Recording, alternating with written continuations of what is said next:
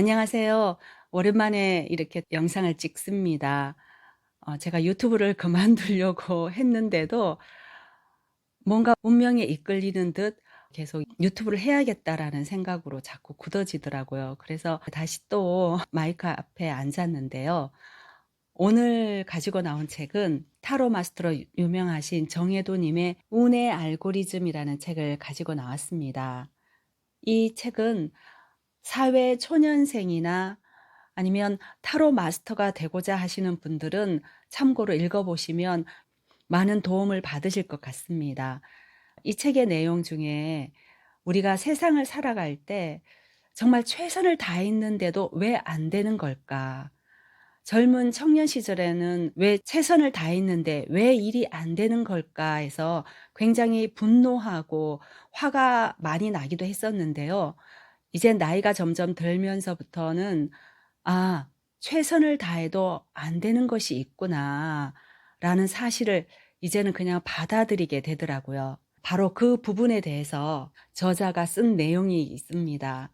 그 내용을 한번 읽어 봐 드리겠습니다.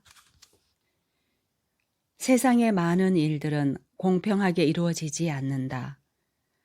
그런데 운을 알지 못하면 살면서 일어나는 수많은 부조리한 일들을 받아들이기가 쉽지 않다.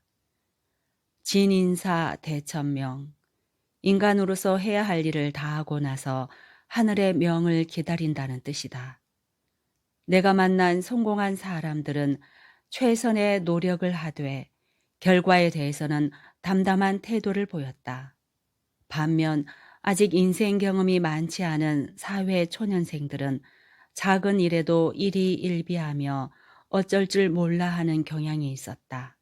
몇 번의 노력만 하고서 원하는 결과로 귀결되지 않았다며 세상이 불공평하다고 원망하고 꿈을 포기하고 사는 경우도 보았다.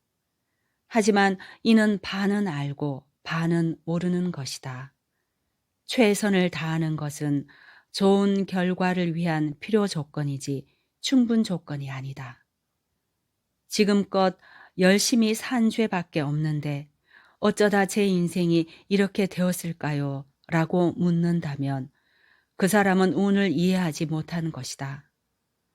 지난 15년간 이 일을 하면서 내가 도출해낸 결론 중 하나는 노력 곱하기 운은 운명이라는 공식이다.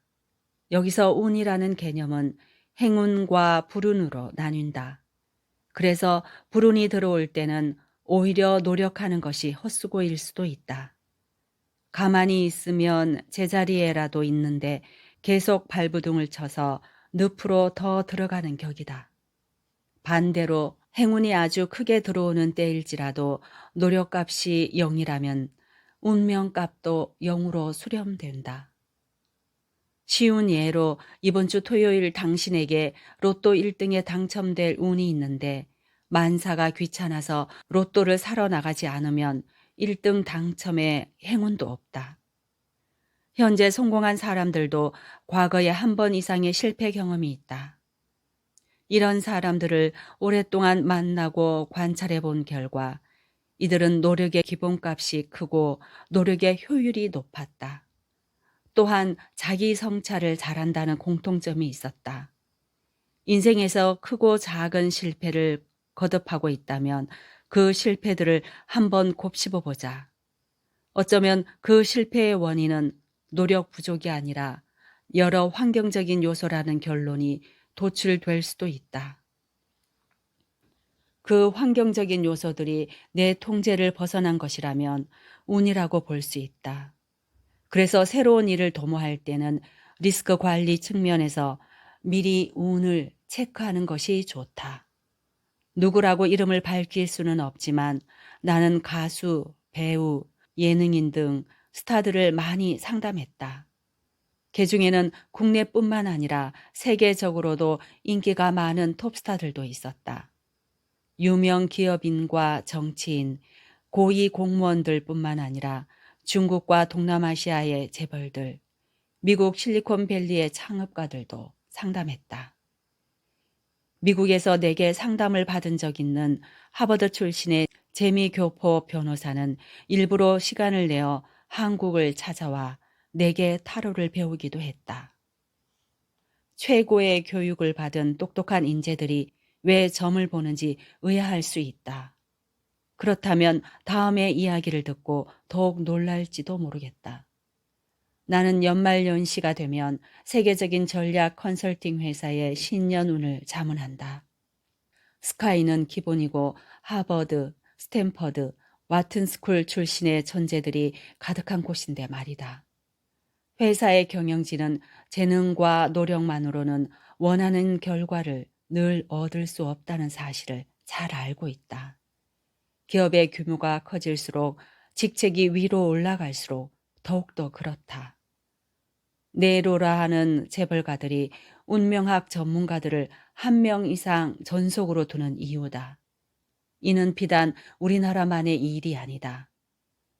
보통의 평범한 직장인들은 예상치 못한 큰일을 겪지 않는 한 어느 정도 예측 가능한 삶을 살기 때문에 운에 대해 생각할 필요가 상대적으로 적다. 그에 반해 큰돈이 오가는 중요한 결단을 하루에도 수없이 내려야 하는 기업인들의 압박감은 상당하다. 신사업에 투자할 것인가, 계속 적자를 내는 사업을 접을 것인가, 비용 절감을 위해 정리해고를 단행해야 하는가, 공격적으로 해외 투자를 추진할 것인가. 만일 기업인들이 이와 같은 중대한 질문에 잘못된 결정을 내릴 경우 회사에 고용된 직원들과 그들 가족의 생계가 휘청되는 것은 물론이고 주주를 포함한 투자자들의 자산 가치가 폭락하고 만다. 상황이 더 심각해진다면 무리한 빚으로 회사가 파산할 수도 있고 사태의 책임을 지고자 경영진이 교도소에 수감될 수도 있다. 그런 까닭에 수많은 기업인들이 전문가들로부터 다양한 미래 시나리오에 대한 자문을 받고도 최종적으로 운을 점치러 오는 것이다. 사람이 하는 모든 일이 노력만으로 되는 것도 아니요. 그렇다고 모든 것이 운명론적으로 정해진 것도 아니다. 하지만 운을 이해하는 것만으로도 인생에 수많은 의문이 풀리고 마음의 평화가 깃든다. 그리고 자신의 현 상황을 있는 그대로 받아들이게 된다. 여기서 더 나아가 운의 흐름을 타고 운을 자기 편으로 만들면 순간의 운들이 쌓여서 운명이 된다. 그리하여 우리는 잘 될 운명으로 갈 수 있다. 오늘은 여기까지 읽겠습니다. 보통 우리가 운칠기삼이라고 하는 속담이 있는데요.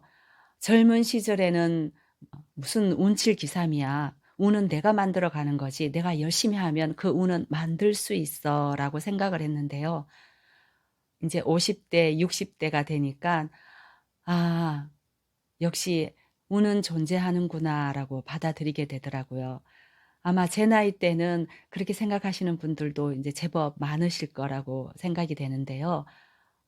그런 부분에서 제가 조금 젊은 친구들한테 운이라는 것은 반드시 있으니까 참고해서 사회생활을 해 나가고 내 인생을 설계하면 좋겠다라는 생각에서 이 책에서 이 내용을 읽어 드렸습니다.